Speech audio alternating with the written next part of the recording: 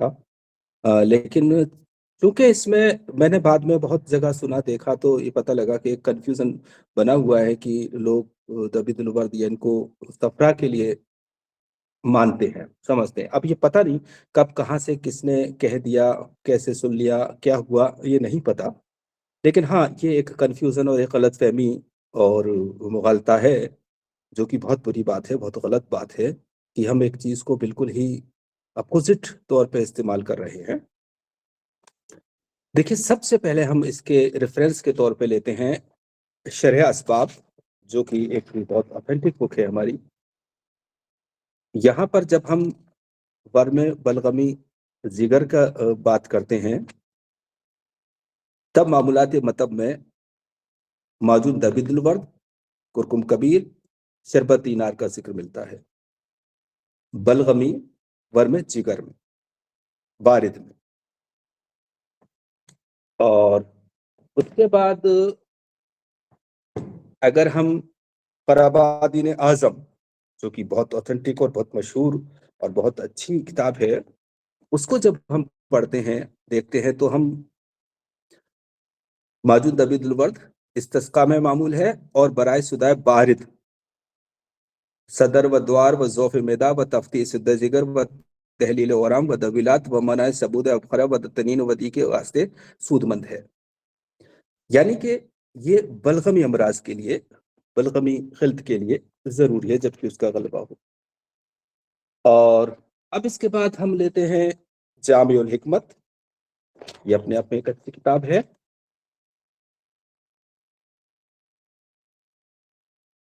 इसमें ज़ौफ़ जिगर, वर्म जिगर, बलगमी के लिए अगर जिगर या गुर्दे माऊफ और कमज़ोर हों तो दवा उल कुरकुम या मौजूद दबिदुल वर्द का इस्तेमाल करें।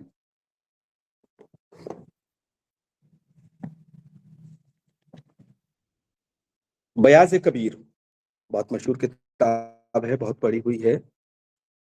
मौजूद दबिदुल वर्द इस्तिस्क़ा के लिए बहुत मुफ़ीद है। ज़ौफ़ जिगर, ज़ौफ़ मैदा को ज़ाइल करती है। वर्म जिगर, वर्म रहम को फ़ायदा करती है। इसकी तशरीह थोड़ी-सी हम अभी करेंगे। इन्होंने जो टर्म्स यूज़ किए हैं। हम अगर अब मख़ज़न इलाज बयाज़ जीलानी की बात करें, तो वर्मुल कबिद बारिद इलाज बिल मुरक्कबात के तहत दर्ज करते हैं कि माजून जिंत्याना, माजून दबिदुल वर्द, माजून रेबंद, माजून कलकलाज का इस्तेमाल करें। अब अगर हम एक मख़ज़नुल मुरक्कबात की बात करें, तो अपने आप में अच्छी किताब है। माजून दबिदुल वर्द इस्तिस्क़ा, जिगर के सद्दे और मैदे की कमज़ोरी में मुफीद है। हम अगर अब क़राबादीन एहसानी की बात करें, तो मौजूद दबिदुल वर्द मुक़व्वी मैदा व जिगर व नाफ़े इस्तिस्क़ा बिलगमी। अब अगर हम हाज़िक़ हकीम अजमल खां साहब की इसके बारे में बात करें, तो सूलक़ीना व इस्तिस्क़ा जिगर व मिज़ाज। अव्वल किस्म ये कि फ़ासिद और रद्दी मादे बलगमी सारे बदन में फैल जाता है। इसके मकसद के लिए इलाज के तहत शरबत दीनार और माजून दबिदुल वर्द का इस्तेमाल। अब हम अगर बात करें क़राबादीन मजीदी, जो एक बहुत मशहूर किताब है शरबत दीनार के तहत, तो यहाँ पर वर्म जिगर, दर्द जिगर और इस्तिस्क़ा वगैरह अमराज जिगर में मुफीद है, कब्ज़ को दूर करता है, मौसम बुखार में फ़ायदेमंद है। तो असल में होता क्या है कि मैं 2 बातों पे हमेशा ज़ोर देता हूँ, जिसको कि हमें समझना ही होगा।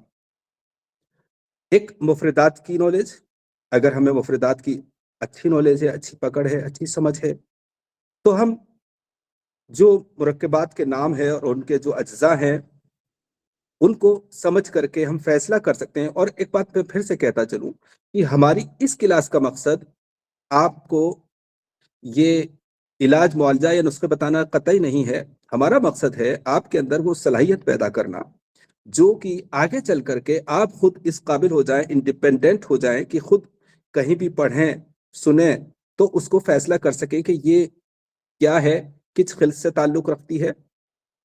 ये एक समझ, एक अंडरस्टैंडिंग पैदा करने के लिए हमारी ये सारी कोशिश चल रही है। जैसा कि अक्सर ये कह दिया जाता है कि मर्ज बारिद है तो हार दवा दे दो और हार है तो बारिद दे दो, ये कोई तरीका इलाज नहीं है।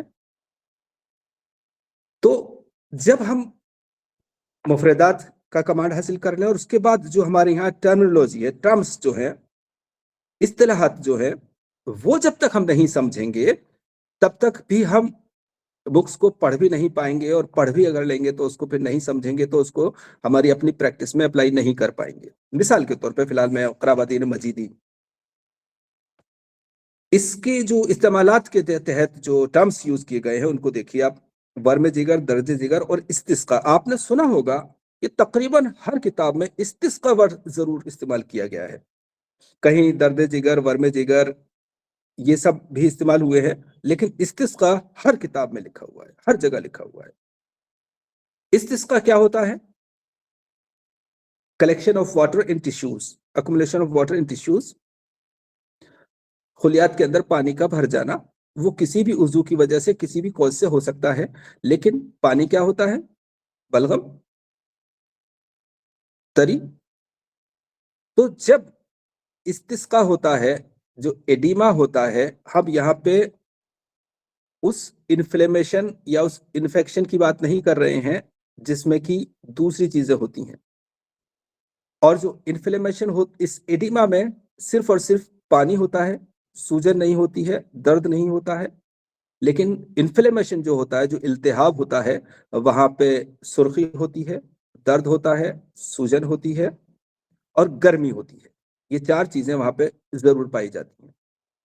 तो वो जो सुर्खी है, वो जो लाली है, उस इन्फ्लेमेशन की डेफिनेशन के लिए वो खून की ज्यादती से आती है। जाहिर सी बात है, कहीं भी चोट लगती है या कहीं भी कोई ऐसी चीज होती है तो वहां पे खून का सर्कुलेशन बढ़ जाता है, जिसकी वजह से वेसल्स में, उस टिश्यूज में तनाव महसूस होता है, और तनाव होता है तो दर्द होता है, और गर्मी पैदा होती है, सुर्खी आती है, ये सब कुछ होता है।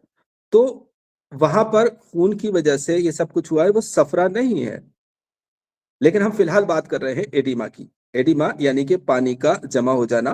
इस्तिस्का यानी कि वो लहमी हो सकता है, ज्यादातर पानी लहमी में होता है, तबली में होता है, और रिही एक अलग चीज है। तो जब कहीं जिस्म के किसी भी हिस्से में, खास तौर से यूट्रस में, मैदे में, गुर्दे में और लीवर में सूजन है, इस्तिस्का है, तो हम माजून तबीदुल वर्द इस्तेमाल करते हैं, शरबत दीनार भी इस्तेमाल करते हैं। चूंकि शरबत दीनार मुलय्यन भी है, इसलिए उसको हम रात में इस्तेमाल करते हैं, अक्सर मुद्र भी है। लेकिन अगर हरारत हो साथ में, इसके साथ यानी कि इन्फ्लेमेशन हो, तब हम शरबत बजूरी भी माजून तबीदुल वर्द के साथ शामिल कर देते हैं। तो मैं समझता हूं कि अब ये जो एक कंफ्यूजन था, जो एक गलत फहमी थी, मुगालता था माजून तबीदुल वर्द और शरबत दीनार के बारे में, कि ये सफरा को दूर करने के लिए इस्तेमाल किए जाते हैं, कादे सफरा है, मुखरिज सफरा है, ये बुनियाद बेबुनियाद है, बेसलेस है और गलत इंफॉर्मेशन है।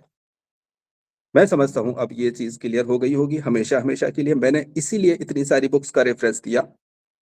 हालांकि मेरा अपना जो डिक्लेरेशन था, जो एक्सप्लेनेशन था, काफी था, लेकिन फिर भी एक और सपोर्ट मिलती है, एक और कॉन्फिडेंस पैदा होता है। तो अब इन बुक्स में आप, मैंने रेफरेंस दिए हैं, नाम बताए हैं बुक्स के, गलती होगी मैंने पेज नंबर नहीं बताया, फिर तो इनको आप, अगर आप फिर रिव्यू करेंगे, आप स्टडी करेंगे, देखेंगे, तो आप पाएंगे कि ये क्या कह रही हैं। ये सब के सब सारे अतिब्बा क्या कह रहे हैं, समझ रहे हैं। तो हम भी उसी कड़ी के एक तबीब हैं, इसलिए हमें जो जिस खिल से ताल्लुक रखती है उस दवा को उस तरह से इस्तेमाल करना चाहिए। आप पेट का दर्द अगर एसिड की वजह से हो रहा है और आइबुपेरा दे रहे हैं, ठीक है, आइबुपेरा अच्छी एंटी एनाल्जेसिक है, एंटी इन्फ्लेमेटरी है, लेकिन वो इस मकसद के लिए और इस वक्त के लिए नहीं है। तो ऐसे ही हमारे यहाँ भी है बहुत सारी दवाओं के बारे में। तो मैं समझता हूँ कि अब हम इस बारे में क्लियर हो गया होगा। फिलहाल अगर कोई सवाल पैदा हो रहा है, कोई बात है, तो इस वक्त कर लीजिएगा, फिर हम खिलते दम के बारे में स्टडी करेंगे। सब सेटिस्फाइड? सर जो पहला लेक्चर था उसके बारे में थोड़ा-सा मालूम करना था। क्या था पहला लेक्चर? सर पहले लेक्चर में जो खलल शिकम बताया था, वो बताया था आपने 1 हफ्ते हम्म। तक दे सकते हैं। हम्म। तो मैं ये मालूम कर रहा था कि सर 1 हफ्ते में उसको रिलीफ तो मिल गया पेशेंट को, अब अगर हमको उसको हम्म। पूरी तरीके से करना हो, कंप्लीट मरीज को शिफा देना हो, तो क्या आगे इसको ही चला दें? और नहीं, इसको नहीं, अब उसकी जो मिजाज में है, उस जो मिजाज है पेशेंट का, उसके हिसाब से लाइन ऑफ ट्रीटमेंट तय कीजिए। Okay sir. ठीक है, अच्छा अब सर। देखिए हम बात कर रहे हैं खिलते दम की। अ, जैसा कि हम जानते हैं कि हमारे जिस्म के अंदर, रगों के अंदर, वेसल्स के अंदर जो सय्याल बहता है, जो फ्लूइड बहता है, उसको हम आम जुबान में खून कहते हैं। और इस खून के अंदर 4 खिल्त होती हैं, जो सौदा सफरा बलगम खून होती हैं। लेकिन जब हम अ, किसी एक खिल्त का ज़िक्र करते हैं, तो हम उसके आगे खिल्त लगा देते हैं डिफरेंशिएशन के लिए। जैसे कि आज हम जब दम यानी खून का ज़िक्र करेंगे, तो सिर्फ खून नहीं कहेंगे, हम खिल्ते खून या खिल्ते दम कहेंगे।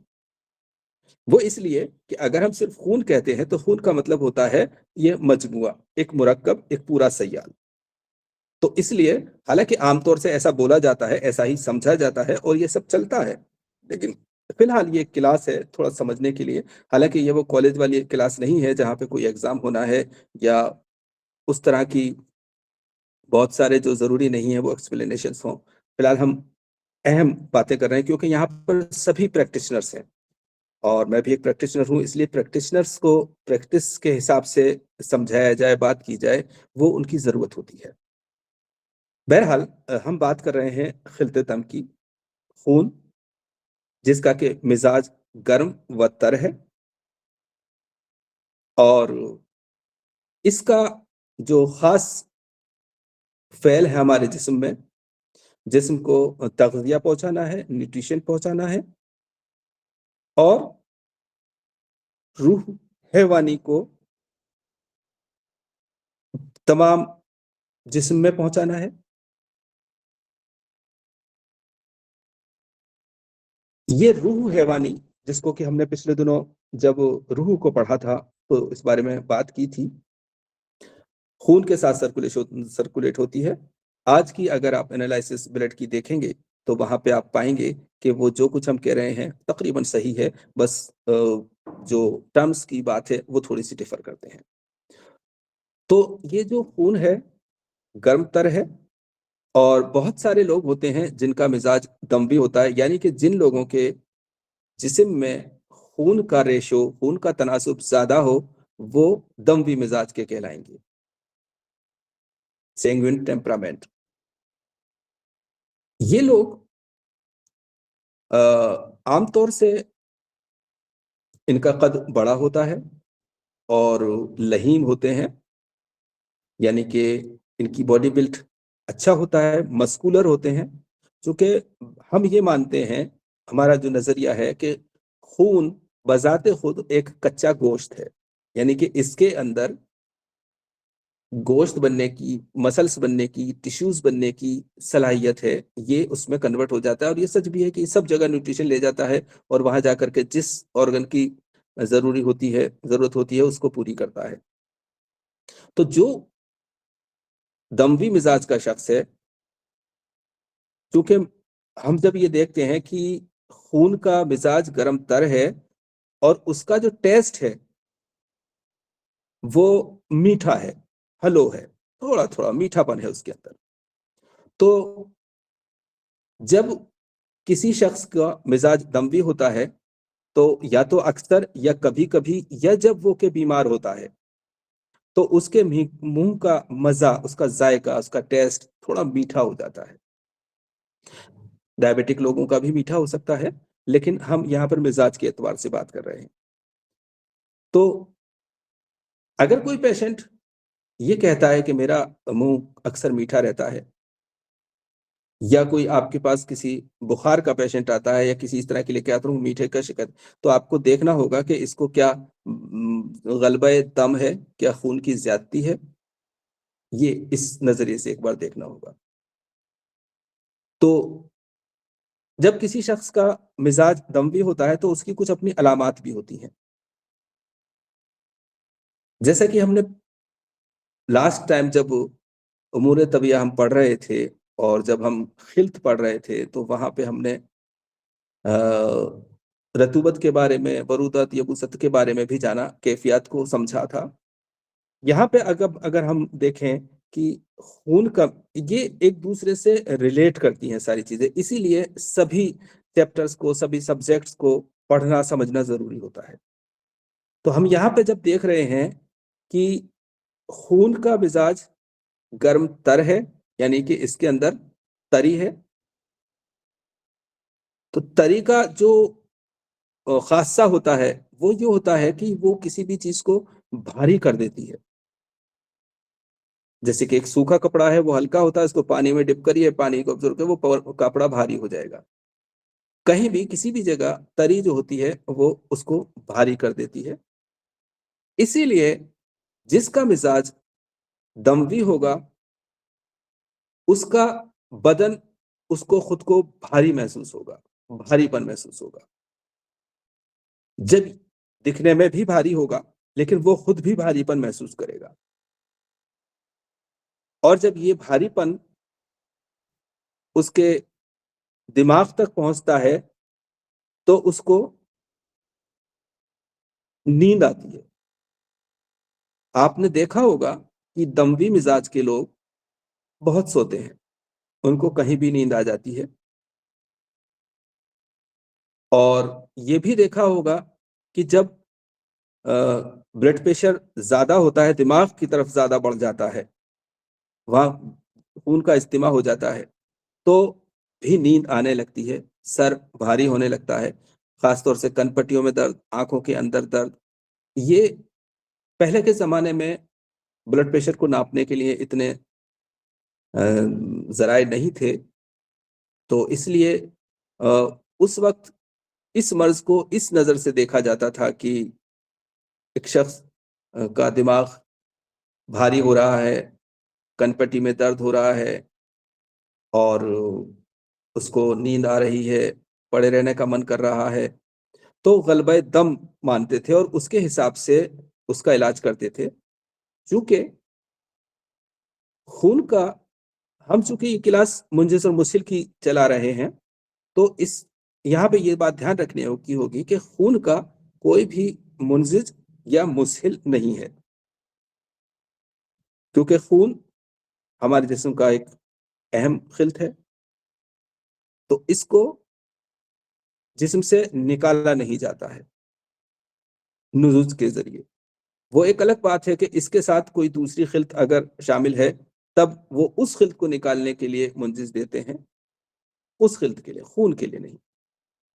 खून का जब ग़लबा होता है, तो यहाँ तक कि अगर किसी को दमवी बुखार है, तो फ़ौरी तौर पे उसको फ़सद कर देनी चाहिए। फ़ौरन फ़सद कर देनी चाहिए, फ़ौरन उसमें आराम आना शुरू हो जाता है।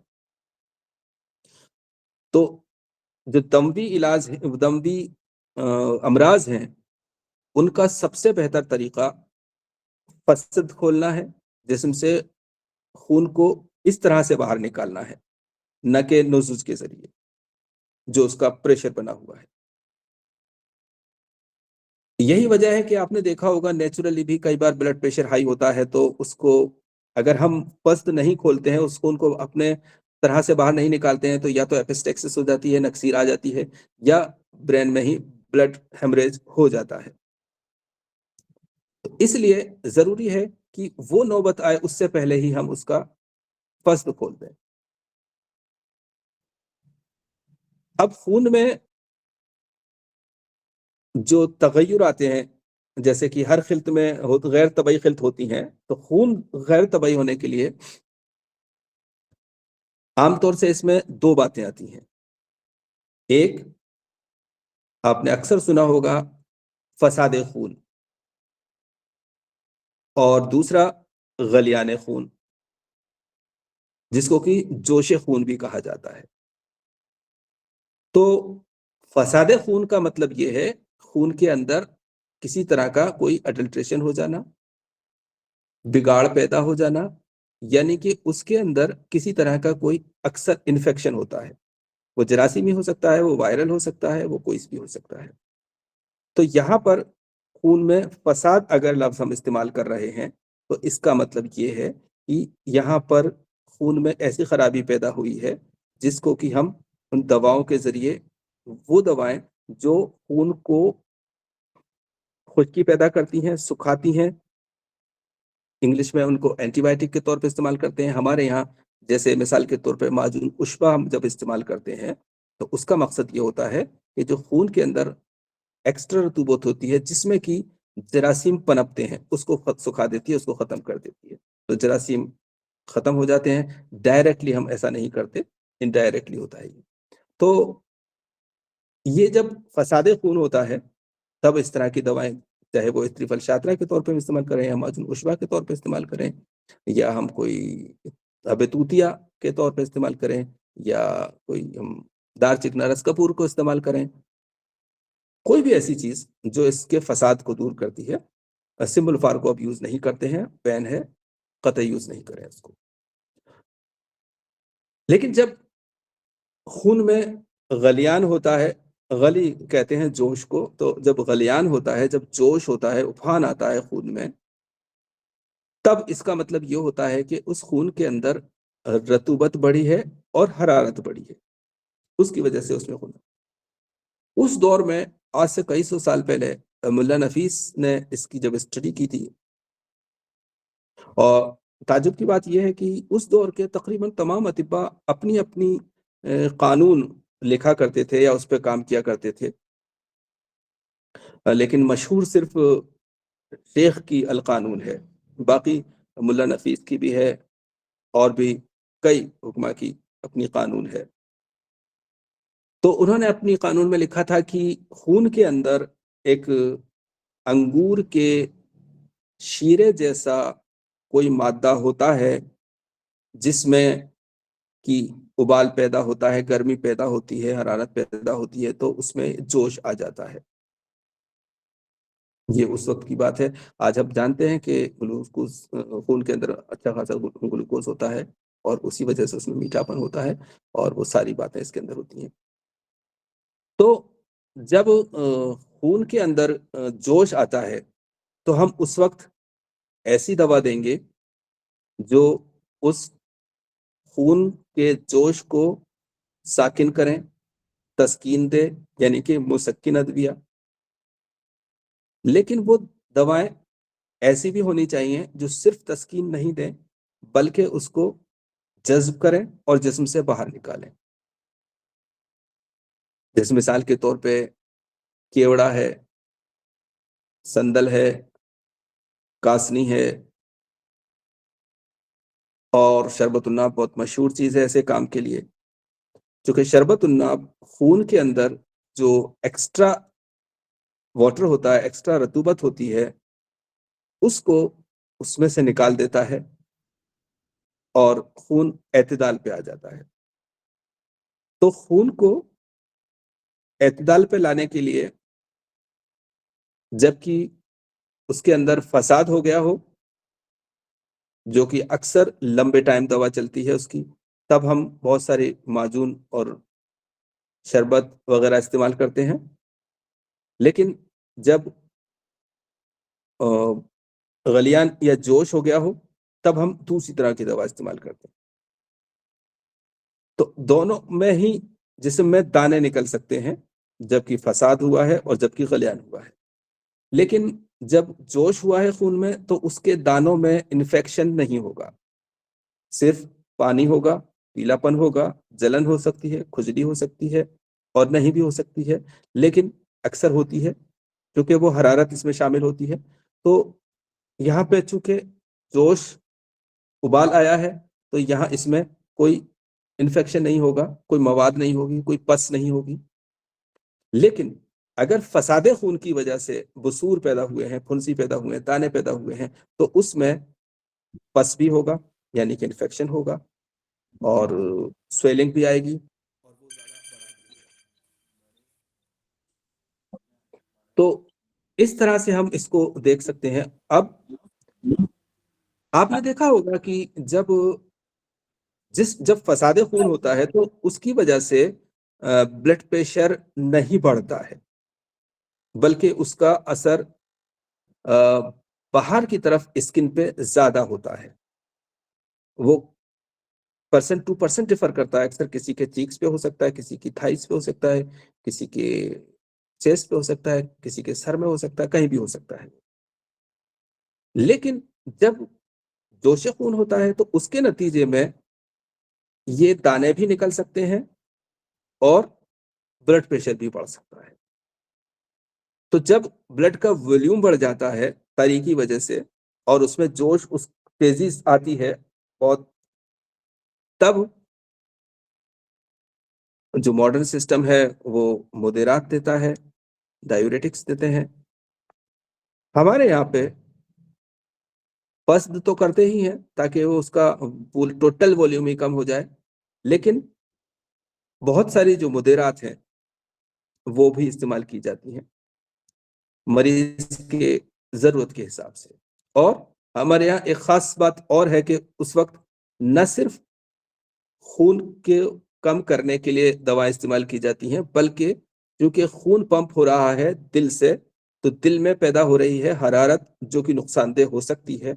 उसकी तस्कीन के लिए, उसके सुकून के लिए मुबर्रिदात यानी कि ठंडी चीजें, जैसे कि अ, काहू हो सकता है, काफूर हो सकता है, शरबत संदल एक बेहतरीन चीज़ है। इस तरह के ब्लड प्रेशर को कम करने के लिए आप पिला भी सकते हैं, और उसका अगर कोई चीज़ आपको है तो सीने पे लगा भी सकते हैं, उससे भी फ़ौरन आराम आता है, ख़ास तौर से गर्मी के दिनों में और जवानों में। तो ये चीज़ें, इनकी सीक्वेंस जब हमें प्रैक्टिस में इस तरह के केसेस आते हैं और हम करते हैं, तो सारी सीक्वेंस क्लियर होती जाती है और सब कुछ समझ में आता है कि कौन-सी चीज़ कब, कहाँ, किस तरह से इस्तेमाल की जाती है। क्योंकि हमारा जो प्रोफ़ेशन है वो टोटली प्रैक्टिस पे डिपेंड करता है। सभी कुछ यूँ सुनने, पढ़ने, समझने भी में भी ठीक है, समझ में आता है। लेकिन जब हम प्रैक्टिकली उसको देखते हैं, तो ज़्यादा बेहतर तरीके से समझ में आता है, याद होता है। तो खून को 2-3 बातें इसमें हमें हमेशा याद रखनी है कि कभी भी कोई ज़िक्र अगर चलता है कि खून में मुंजिस नहीं होता, तो मुसिल भी नहीं होता। खून का एक अच्छा तरीका है फ़स्द करना, लेकिन आजकल हर किसी की फ़स्द कर देते हैं, वो भी मुनासिब नहीं है। जब फ़स्द हमारे यहाँ देखिए सारे अपने-अपने जो इलाज बित-तदबीर हैं, उनके अपने-अपने मौके हैं और अपनी-अपनी ज़रूरत है। जब दूसरी ख़िलतों की बात आती है तो हम मुंजिज़ मुसिल का सहारा लेते हैं। लेकिन कभी-कभी लोकल जगह पे कोई किसी मादे का इस्तेमाल हो जाता है, तो ठीक है, कभी हम तलक मालिश से काम लेते हैं, कभी वहीं पे हम जो है हिजामा को इस्तेमाल करते हैं।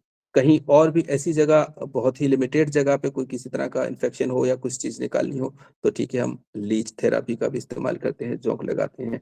तो ये सब चीज़ें अपनी जगह ज़रूरी हैं, अच्छी हैं, लेकिन हर किसी को ये इस्तेमाल की जाए ऐसा नहीं है। तो खून को,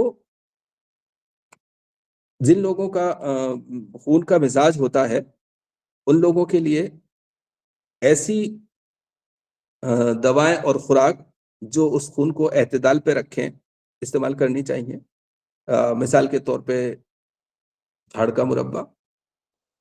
अब आप कहेंगे कि हड़ का मुरब्बा तो सौदा के लिए इस्तेमाल करते हैं या बलगम के लिए इस्तेमाल करते हैं। लेकिन हड़ का अ, मुरब्बा या हलेला स्याह खून को खून की जो गंदगी होती है, यूँ कहिए, उसको उसको दूर करने का काम करता है, जो कि कोई दूसरी चीज़ें उसमें शामिल हो गई, किसी तरह का अडल्ट्रेशन हो गया है। तो ऐसे वक़्त में जिन लोगों को ये मालूम है कि हमारा मिज़ाज ये है और इसमें फ़साद हो जाता है, कभी हिजान भी हो जाता है, तो वो इसको कभी-कभी इसको इस्तेमाल करते रहें।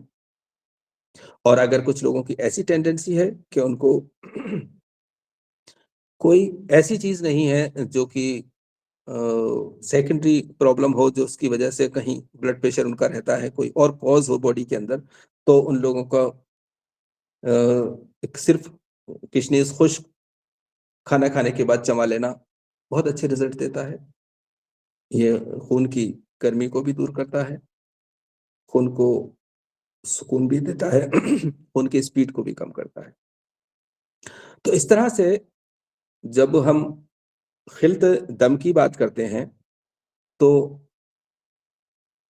इसमें अ, 2 ही चीज़ें ज़्यादा ध्यान देने की होती हैं, जैसा कि हमने कहा फ़साद और गलियान, जिसको कि हम जान चुके हैं।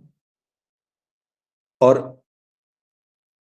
एक और चीज़ जो इन पेशेंट्स को अक्सर होती है, जिसका कि ख़ास सिम्पटम होता है, डायबिटिक में भी होती है, लेकिन वो जब हम प्रैक्टिस में देखते हैं तो पता लगता है कि इनको ब्लीडिंग की शिकायत ज़रूर कहीं न कहीं हिस्ट्री पाई जाती है। चाहे बचपन में पाई जाए या अभी पाई जाए या किसी भी उनकी ज़िंदगी के किसी भी दौर में, किसी भी हिस्से में एपिस्टेक्सिस हो सकती है, मसूड़ों से खून आना हो सकता है, एनस से खून आना हो सकता है, पेशाब से आ सकता है या जिस्म के अंदर फोड़े-फुंसियों का उठना अक्सर हो सकता है। तो ये अक्सर दम भी-मिज़ाज के लोग होते हैं और बचपन में भी अगर किसी को ये ज़्यादा चीज़ें निकलती हैं इस तरह की, तो आप सोच सकते हैं कि हो सकता है इसका मिज़ाज दम भी बने। उम, अब कोई कन्फ्यूज़न, कोई सवाल हो तो बात करते हैं चलिए। सर एपिस्टैक्सिस में क्या दे सकते हैं? बच्चों में अगर हो तो? देखिए एपिस्टेसिस में जो हमारे यहाँ यूनानी में दवाएँ हैं, वो तो एक तो जो कि नाक को बंद कर देते हैं, गोज़ रखते हैं, वो तो अपनी जगह एक तरीका है ही। लेकिन किशनीज़ सब्ज़, इसका पानी नाक में डालते हैं, काफ़ूर सुंघाते हैं और पैरों को गर्म पानी में रख देते हैं। अगर तो फिर नक्सीर बंद हो जाती है। और दवा के तौर पे शरबत अंजबार, शरबत हब्बुल आस, ये बहुत अच्छी चीज़ें हैं।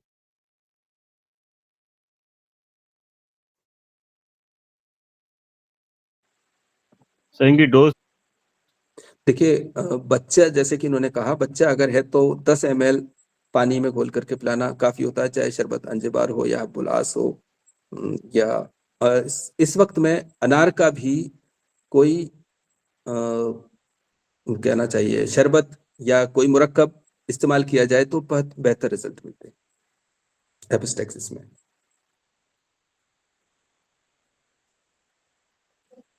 सर क्या अवॉइड कर सकते हैं लाइक ग़िज़ा में? लाइक देखिए इस एपिस्टैक्सिस अगर है या दम-बी-मिज़ाज की बात करें दोनों ही तरह में, तो गरम चीज़ें जो कि खून को पतला करती हैं और जो खून के अंदर गलियान पैदा करती हैं, जोश पैदा करती हैं, वो चीज़ें जैसे कि गरम मसाले हैं, फ्राइड आइटम्स हैं, गोश्त, अंडा, मुर्गा वगैरह हैं और वो ड्राई फ्रूट्स जो कि ज़्यादा गरम और ब्लड को गर्मी देते हैं या उसके सर्कुलेशन को बढ़ाते हैं, जैसे पिस्ता और चिलगोज़ा, ये 2 ख़ास तौर से। बाकी भी करते हैं लेकिन उनका कोई ऐसा ज़्यादा प्रॉब्लम नहीं आती, चाहे वो मबीज़ हो या अंजीर हो या बादाम हो या अखरोट या काजू, 2 चीज़ों को नहीं लेना चाहिए जिन लोगों को इस तरह की प्रॉब्लम्स होती हैं। सर खजूर, तमर? देखिए, खजूर के बारे में एक बहुत बड़ी गलतफ़हमी पाई जाती है। एक नाम मैं नहीं लूँगा, ख़ैर साहब हैं जो जिन्होंने ये दावा किया था कि नहीं कोई मिज़ाज वग़ैरह कुछ भी नहीं होता। आप देखिए कि खजूर सऊदी अरब में सबसे ज़्यादा पाया जाता है और वो एक गर्म मुल्क है, इसको गर्म कहते हैं लोग इसलिए नहीं। तो खजूर के अंदर गर्मी और तरी पाई जाती है और उसकी जो गर्मी है, वो उसकी ग़िल्ज़त से दबी हुई है। यानी खजूर के अंदर अपनी इतनी ग़िल्ज़त है कि वो जब इंसान खाता है, तो उसके खून में एनर्जी तो पैदा करती है, लेकिन वैसी हरारत नहीं देती जो नुकसान दे। क्योंकि खजूर एक गलीज़ ग़िज़ा है, जो कि जिसके अंदर और वो ग़िल्ज़त इस वजह से है कि उसके अंदर इतने सारे न्यूट्रिएंट्स हैं कि वो बहुत सारे, चाहे वो आयरन हो या फास्फोरस हो या कैल्शियम हो, बहुत सारे मिनरल्स हैं, ये सब हैं। तो इसलिए वो इस तरह के केसेस में नुकसान नहीं देता है। लेकिन चूंकि इसमें गिल्जत ज्यादा है, तो उसको कम करने के लिए अक्सर आपने देखा होगा कि दूध के साथ खाना प्रीफर करते हैं। और अगर किन्हीं लोगों को हरारत का कोई ऐसी प्रॉब्लम है, गिल्जत की नहीं, हरारत की से बचना चाहते हैं इसकी, तो फिर ये दही के साथ खाया जाता है। बहुत ही अच्छे रिजल्ट्स देता है ये, खासतौर से यंग मेल्स के लिए, इसको दही के साथ खाना। और सर अगर आप इसको जी सर इसे रात में भिगोकर सुबह ले लिया जाए तो ठीक है, अच्छा पानी है, में पानी में पानी में चलेगा। और यहाँ पर मेरे जितने भी मेल्स सुन रहे हैं उनके लिए मैं एक नुस्खा बता दूं। खजूर को आप 2-3 खजूर बस ऑलिव ऑयल के साथ खाएं, फिर आप देखिए मेल पावर, मेल एनर्जी कितनी अच्छी हो जाती है आपकी। अगर किसी का मिजाज अलाउ करे तो इसको दही के साथ खाएं, तब भी बहुत करिश्मा होता है। दूध के साथ तो आमतौर से मशहूर है ही, हालांकि ना वो कमाल नहीं होता, लेकिन बहरहाल तो ये बहुत खुफिया नुस्खे हैं, लेकिन मिजाज हमेशा मैटर करता है, इस बात को ध्यान रखिए जी।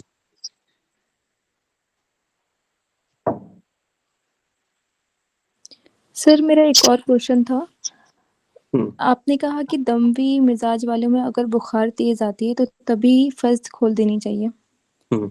पर ये मैंने पढ़ा है कि फस्त कॉन्ट्रा इंडिकेशन होता है अगर बुखार के टाइम पे किया जाए तो। हाँ, तो बाकी बुखारों में नहीं कर सकते आप, दमवी में है तो कर सकते हैं। ओके। आपके अंदर इतना वो समझ होनी चाहिए कि दमवी बुखार है, तो आपने अगर अपनी प्रैक्टिस में देखा हो, और नहीं देखा है तो अब देखिएगा।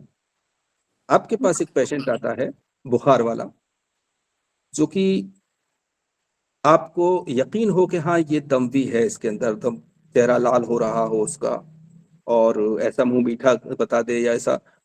हर मरीज नहीं आएगा, अब आप आज से अगर आप देखना शुरू करेंगे तो हो सकता है 1 महीना भी लग जाए ऐसा पेशेंट आने में। लेकिन जिस दिन आएगा उस दिन आप उसका जो है ब्लड टेस्ट करने के बहाने से 10 ml ब्लड निकाल लीजिएगा, उसकी तबीयत ठीक हो जाएगी, उसका बुखार ज्यादातर केसेस में वो ठीक हो जाएगा उसका। क्योंकि ये जो 10 ml था, ये जो बॉडी पे हावी हो रहा था और जिसकी वजह से कुव्वत मुदब्बिरा या तबीयत उसको डिफीट नहीं कर पा रही थी, उसका कम होते ही कुव्वत अपने एक्शन में आ जाती है, अपने पावर में आ जाती है, अपने होश में आ जाती है, वो काम करने लगती है। और ऐसे में आप देख, कई बार आपने अनजाने में शायद कभी देखा हो, ये तो आप इंटेंशनली करेंगे, लेकिन अगर कभी आपने वैसे इत्तेफाक पड़ा हो कि आपका पेशेंट आया, आपने उस पेशेंट को इन्वेस्टिगेशंस लिख कर दिए, वो वहां गया, उसने उसका ब्लड निकाला, और उसके बाद वो दूसरे दिन आया कि साहब वो उसके बाद से मेरी तबीयत ठीक है, ना कोई मैंने दवा खाई, ना मुझे कोई जरूरत है, मैं ठीक हूँ, अभी इन रिपोर्ट्स तो आई ही नहीं है, सिर्फ वहां पे ब्लड दे के आया है तो, और अब ठीक है वो। तो वो पेशेंट उस तरह का पेशेंट था। और हमारी प्रैक्टिस में खासतौर से, वैसे तो हर प्रैक्टिस में, चाहे एलोपैथी की हो किसी की भी हो, लेकिन यूनानी प्रैक्टिस में जहां पर कयास काम करता है, उसके साथ साथ भी मुशाहिदा, ऑब्जर्वेशन बहुत ज्यादा जरूरी है। यहाँ पर आप हर चीज को गौर से देखिए। माना आप लोगों के यहाँ भीड़ लगती है और एक के बाद एक के बाद एक होता रहता है, लेकिन बहुत सारे ऐसे केसेस जो बड़े इंटरेस्टिंग थे, जो कुछ सिखाने वाले थे, वो बस जल्दबाजी की नजर हो जाते हैं। तो आप थोड़ा सा टाइम दें, ध्यान दें, और उन्हीं में से कुछ केसेस को सेलेक्ट करना सीखें। ये सलाह उन लोगों के लिए है जो एलोपैथी में ज्यादा प्रैक्टिस करते हैं, कि इन जो भीड़ है आपकी, उसमें से कुछ केसेस को आप सेलेक्ट करना सीखें और उनको अलग करें, और बाकी को जैसा लाइन ऑफ ट्रीटमेंट या जो सिस्टम आपका चल रहा है चलने दें। टाइम लगता है हर चीज को होने में, तो और उसको फिर यूनानी के हिसाब से आप ट्रीट करें कि ठीक है आज का ये एक पेशेंट है, रोज का 1 या 2 पेशेंट भी अगर आप ले लेंगे अपनी प्रैक्टिस में कि ठीक है मुझे, मेरे पास जो 100-150 जितने भी पेशेंट्स हैं, उसमें से मैं इन 2 पेशेंट्स पे रोज यूनानी नजरिए से काम करूंगा। और फिलहाल के लिए ठीक है, आप बुखार अगर उसके तो ठीक है, बुखार उतारने के लिए जो भी एंटीबायोटिक आप यूज करते हैं दे दें, कोई एनाल्जेसिक देना चाहे वो दे दे, जो देना चाहे दे दें, लेकिन आप उस नजरिए से चल करके और अपनी कोई एक चीज यूनानी की भी शामिल करें और फिर देखें कि मैं बाकी लोग थे उसमें क्या फर्क नजर आया, क्या हुआ। तो इस तरह से न सिर्फ आपका यूनानी में कॉन्फिडेंस बढ़ेगा, एक्सपीरियंस बढ़ेगा, बल्कि पेशेंट्स का भी आप में एक्सपीरियंस बढ़ेगा। हाँ डॉक्टर साहब एक ये दवा देते हैं देसी, इससे जल्दी आराम आता है। फिर लोग उस दवा को लेने के लिए आपसे डिमांड करेंगे, मांगेंगे कि जो आप कुछ दे रहे हैं वो देते रहिए, लेकिन वो भी देना साहब, वो भी देना। तो एक ऐसा बहुत कॉमन चीज है हमारे। तो इस तरह से आप अपनी प्रैक्टिस में शुरू करें चेंजेस लाना, और चेंजेस बहुत ज़्यादा ज़रूरी हैं। ये क्लासेस ज्वाइन करने के बाद तो बहुत ही ज़्यादा लाजमी हो जाते हैं कि आप इस हिसाब से उनमें ऑब्जर्वेशन करें और यूनानी को अप्लाई करना शुरू करें। अस्सलाम वालेकुम सर। वालेकुम सलाम। सर फर्स्ट के अलावा, फर्स्ट तो हम करेंगे ही हाइपरटेंसिव पेशेंट के, लेकिन जो रेगुलर पेशेंट हैं जिनका हाइपरटेंशन से रेगुलर रहता ही है, उनको बीपी रहता ही है, तो उनके लिए मेडिसिन इस तरह का जो रेगुलर हम चला सकें जिससे वो नॉर्मल रह सकें सर। देखिए ब्लड और प्रेशर कितने दिन वालों में का सर, फर्स्ट कितने दिन बाद रिपीट करें सर? एक हफ्ते तो उसमें कम से कम होता ही है सर। जी फर्स्ट कितने दिन बाद रिपीट करें सर? जैसे 100 ml हमने निकाल दिया उसको, या 50 ml निकाल दिया, तो रिपीट कितने दिन बाद कर पाएंगे हम? अगर उसको जरूरत महसूस होती है तो एक हफ्ते बाद रिपीट कर सकते हैं आप। अगर कोई जी ऐसा सर। पेशेंट है जिसके ब्लड ज्यादा है तो आप जी निकाल सर। सकते हैं, कोई दिक्कत नहीं। जी जी जी। देखिए हमारे यहाँ पर जी जो ब्लड प्रेशर के लिए दवा है वो इस तरह की है कि जो जो वजह बनती है हर जगह, हर बार हमारे यहाँ ऐसा ही होता है कि उसका ट्रीटमेंट किया जाता है। मिसाल के तौर पे अगर जी। अगर ब्लड प्रेशर की वजह ये है कि जो आमतौर से होती है हमारे यहाँ दिल के अंदर गर्मी बढ़ जाती है, उसकी वजह से ब्लड प्रेशर, हार्ट पंप ज्यादा कर रहा है तो ब्लड प्रेशर बढ़ रहा है, तो ऐसे केसेस में ये होता है कि हम उसको शरबत संदल या जवारिश जी शाही, जी जी इन चीजों का इस्तेमाल खासतौर से करते हैं जो कि आमतौर से होती है। इसके जी अलावा एक असरोल, जिसको जी छोटी चंदन भी कहते हैं, जी इसकी 500 मिलीग्राम की टेबलेट डेली आप दे सकते हैं। और ओके। अगर किसी का मिजाज ज्यादा ऐसा है तो आप अर्क, केवड़े का अर्क भी उसको पिलाएं। और ये चीजें गर्मी के दिनों में ज्यादा करें, सर्दियों में इसकी डोज कम कर दें। ठीक है सर।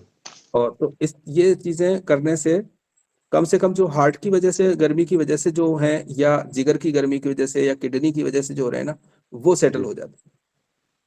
ठीक है सर। इसमें डायबिटिक दें सर कुछ, इसके साथ साथ मुद्रात वगैरह कुछ? हाँ अगर ऐसा लगता है तो हमारे यहाँ जो शरबत है, जैसे कासनी को इसके मकसद के लिए इस्तेमाल किया जाता है, जी तो वो इस्तेमाल कर सकते हैं हम। जी जी। Thank you sir, thank you, जज़ाकल्लाह सर। अस्सलाम वालेकुम सर। वालेकुम सलाम। यूट्राइन फाइब्रोइड का हिजामा अच्छा है सर? इस पे फिर किसी दिन इंशाल्लाह स्पेशली इसी की क्लास में बात करेंगे इंशाल्लाह, डिटेल में। देखिए बहुत अभी पूरी बात कर नहीं सकते, छोटी बात करते हैं तो फिर वो तसल्ली भी नहीं होती, क्लियरेंस भी नहीं होता। सर हाई ठीक है सर। बीपी के लिए कौन सी वेन का फसद करना चाहिए? जो कीफाल है, जो साइड में होती है यहाँ से, जो कि अक्सर उसके पास से ही जो लेते हैं इस पॉइंट पे से। अब देखिए फिलहाल हमारी एनाटोमी बहुत कमजोर हो चुकी है, सच्ची बात ये है, सब के याद नहीं है, लेकिन जो कीफाल जहाँ से जो निकलती है वो उसमें से निकाला जाए तो जल्दी से असर आता है, और लेफ्ट साइड से निकाला जाए।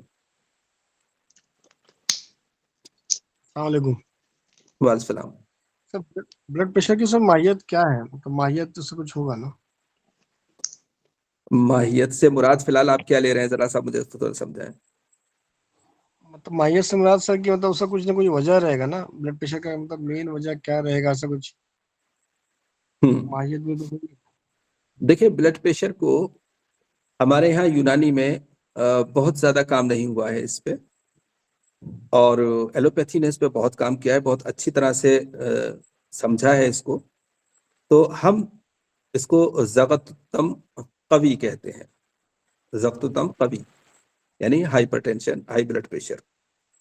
तो ये जब ब्लड प्रेशर होता है, इसमें जो यूनानी नजरिया है वो ज्यादातर दिल पे सेंट्रलाइज्ड है कि जब दिल में हरारत बढ़ जाती है तो वो खून को पंपिंग ज्यादा शुरू कर देता है, इसलिए वो फिर ब्रेन तक पहुंचता है ज्यादा और वहां पे उसके असरात आते हैं। क्योंकि जबकि दूसरे और भी जो फैक्टर्स हैं वो ब्लड प्रेशर को बढ़ा सकते हैं, जैसे किसी को टेंशन है, एंजाइटी है या कोई किडनी डिजीज है, तो वो अक्सर किडनी डिजीज में बीपी हाई होता है, जो कि जब तक कि वो ठीक नहीं होता, ये ठीक नहीं होता है।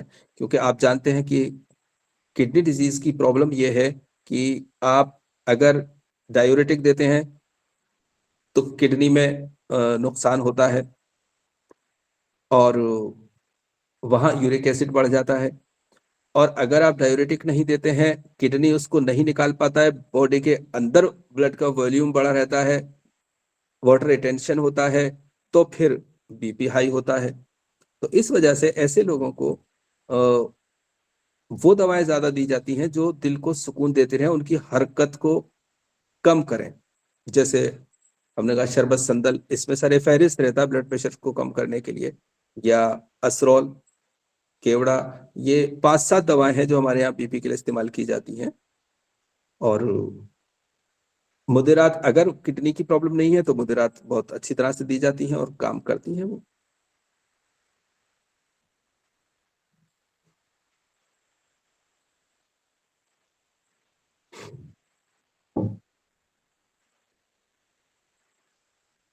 तो जैसे डायबिटिक पेशेंट है उसमें ये शरबत वगैरह तो नहीं चलेंगे, तो उसमें क्या उसका अल्टरनेट है सर कुछ? फिर हम सफूफ बनाएंगे ना, जैसे कि आप एक सफूफ बहुत अच्छा काम करता है ब्लड प्रेशर के लिए, मुझे याद आ गया। इसमें आप किशनीज लें और असरोल और मग्ज, तुख्म, कद्दू, ये तीनों चीजें लेकर के और सफूफ बना लें, और ये सफूफ सुबह शाम खाने को दें, तो अक्सर और बेशतर लोगों का ब्लड प्रेशर इससे सही होता है। अगर इसके अलावा कुछ और चीज भी दूसरी तौर पे देना चाहें या देखते हैं कि नहीं इसके बाद भी किसी को और रह रहा है, तो फिर तुख्म काहू, तुख्म कासनी, इनका एक सफूफ और एक्स्ट्रा टाइम में दे दें। चूंकि डायबिटिक है तो ठीक है, सफूफ के तौर पे ही दिया जाएगा, या गोली या कैप्सूल। हालांकि गोली कैप्सूल में उतना डोज पहुंच नहीं पाती है, ये 5 ग्राम तो कम से कम पहुंचना चाहिए। हमारी दवाओं की ये प्रॉब्लम है कि डोज ज्यादा हो जाती है, तो इसलिए सफूफ की शक्ल में दी जाएगी। सर पहला नुस्खा जो बताया सारी दवाएं हम वजन? जी,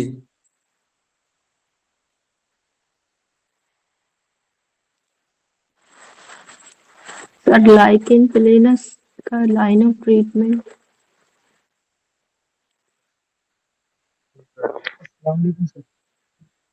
सर मुसफ़ियात का क्या रोल रहेगा? जी, मुसफ़ियात का क्या रोल रहेगा? नहीं देखिए, इसके बारे में फिलहाल मैं बात नहीं कर पाऊंगा। बोलते जाओ। अस्सलाम वालेकुम सर। वालेकुम। सर क्रोनिक किडनी डिजीज के अंदर जो हाइपरटेंशन, आवाज साफ नहीं आ रही, थोड़ा सा तेज बोलिए। सर जो क्रोनिक किडनी डिजीज में हाइपरटेंशन रहता है उसमें किस तरीके से यूनानी मैनेजमेंट किया जाए, जिनका क्रेटिनिन लेवल, यूरिया लेवल ज्यादा हाई पहुंच जाता है? जैसा कि मैंने बताया कि इसमें हम डायबिटिक को छोड़ देते हैं, डायबिटिक का ट्रीटमेंट तो सफूफ के जरिए होता है और उनके लिए बहुत लिमिटेड चीजें हो जाती हैं। लेकिन अगर नॉन डायबिटिक है तो उसके लिए हमारा जो खास फोकस रहेगा वो हार्ट की कंडीशन को बचाए रखने पर रहेगा, क्योंकि किडनी के लिए अलग तौर से दवा करनी ही पड़ेगी, उसका ट्रीटमेंट अपनी जगह करना पड़ेगा जो भी होगा उसका। और हार्ट का जो है, इसको बहाल रखने के लिए अलग से दवाएं देनी होंगी। अगर हार्ट बहाल रहेगा तो उसका फायदा ये होगा कि उससे ब्लड ज्यादा पंप नहीं होगा और वो ज्यादा ब्रेन तक भी नहीं जाएगा, तो ब्रेन को भी नुकसान नहीं होगा, ब्रेन के स्ट्रोक के या किसी और प्रॉब्लम के होने के, हेमरेज के या इस चीज के चांसेस नहीं रहेंगे। दूसरा, वो जब बहुत ज्यादा हाई नहीं होगा तो किडनी को भी वहां ज्यादा जोर नहीं मारेगा उसकी जो जीएफआर है उसको बढ़ाने के लिए। इसलिए हार्ट की जो हार्ट बीट है जो उसको सही रखने के लिए हमें दवाएं देनी होती हैं, जिसमें कि वही असरोल, जिसको सर्पगंधा भी कहते हैं, अगर वजन कम है तो 250 मिलीग्राम की 2 टाइम दे सकते हैं, ज्यादा है तो 500 मिलीग्राम की 2 टाइम दे सकते हैं। और शरबत संदल और जवारी शाही, ये 3 चीजें कंटिन्यूस चलने दें। और बाकी ये हिदायत तो रहती ही है हर केस में कि पेशेंट ज्यादा टेंशन नहीं करे, ज्यादा सोच विचार नहीं करे, ये सब हो, और नमक बंद रहता ही है। अस्सलाम वालेकुम sir. Sir sir weight loss और वेट गेन के लिए एक सफूफ बता दीजिए। देखिए, वेट गेन के लिए तो मेरे चैनल पे एक सफूफ मुसम्मिन बदन के नाम से है, आप उसे इस्तेमाल जी करें। सर, वो बिदारी कन वाला जो हकीम वाहिद बेग साहब का है, आपका है जी या जी। नहीं? जी सर, तो सर वो वो इंशाल्लाह मैं फॉलो करूंगा। आप सेकंड वाला और बता दीजिए। वेट कम करने के लिए देखिए, आप ये समझ सकते हैं कि वेट अपने आप में कोई बीमारी नहीं है। किसी बीमारी से वेट बढ़ जाए तो अलग बात है, लेकिन आमतौर से जिन लोगों का वेट बढ़ा हुआ होता है वो बीमारी नहीं है, वो एक डिसऑर्डर है। और इस डिसऑर्डर को सही करने के लिए जरूरी है कि हमें ये समझना होगा कि आखिर ये वेट बढ़ता क्यों है या इसका क्यों बढ़ा। तो उस वेट में होता क्या है, बॉडी के अंदर मसल्स ज्यादा होते हैं, फैट ज्यादा होती है। तो आप मसल्स को घटाने की कोई दवा नहीं दे सकते, ब्लड होता है उसको घटाने की कोई दवा नहीं सकते, हड्डी होती है उसको घटाने की कोई दवा नहीं दे सकते। अब रहा फैट, उसको सही करने के लिए आप दवा दे सकते हैं। तो जो काते सफरा दवाएं, सॉरी काते शहम दवाएं हैं, वो हमें यहाँ पे इस्तेमाल करनी होंगी। लेकिन वो दवाएं तब काम करेंगी जबकि उस इंसान का ब्लड सर्कुलेशन बढ़ेगा, तब वो हर जगह जाकर के पेनिट्रेट होंगी और उस फैट को डिसॉल्व करेंगी। फैट को पिघलने के लिए, जिस्म से निकलने के लिए पिघलना जरूरी है, और पिघलने के लिए हरारत का होना जरूरी है, और हरारत के लिए ब्लड के सर्कुलेशन का बढ़ना जरूरी है। और ब्लड के सर्कुलेशन के बढ़ाने के लिए आपको दवाओं के साथ साथ कोई ना कोई ऐसी तदबीर करना, जिसको जॉगिंग कहें, वॉकिंग कहें, रेसिंग कहें, स्विमिंग कहें, कुछ भी कहें, ऐसी हरारत जिससे कि ब्लड सर्कुलेशन बढ़ता है तो जिसमें गर्मी पैदा होती है, उससे वो फैट डिसॉल्व होगा।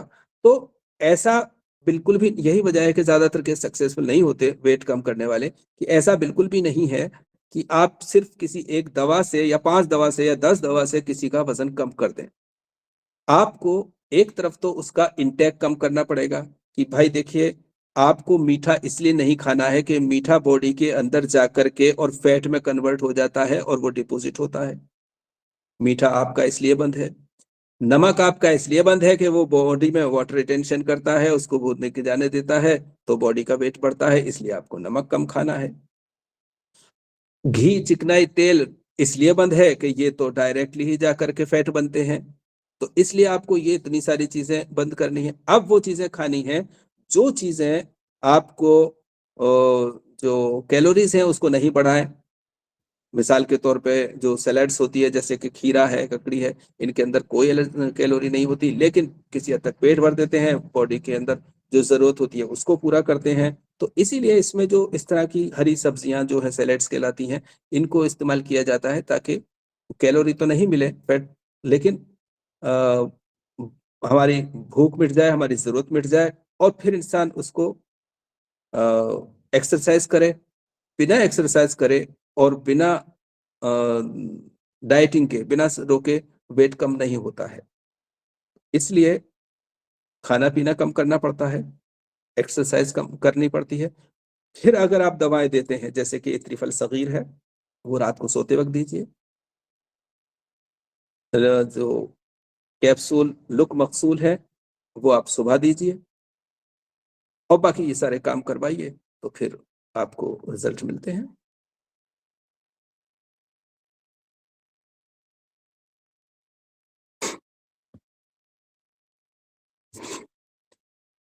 मेरे ख्याल से आज के लिए इतना काफी है। नेक्स्ट इंशाल्लाह हम सौदा पे बात करेंगे और उसके बारे में जानेंगे इंशाल्लाह। शुक्रिया सर, बहुत बहुत शुक्रिया। Thank you sir. अस्सलाम वालेकुम।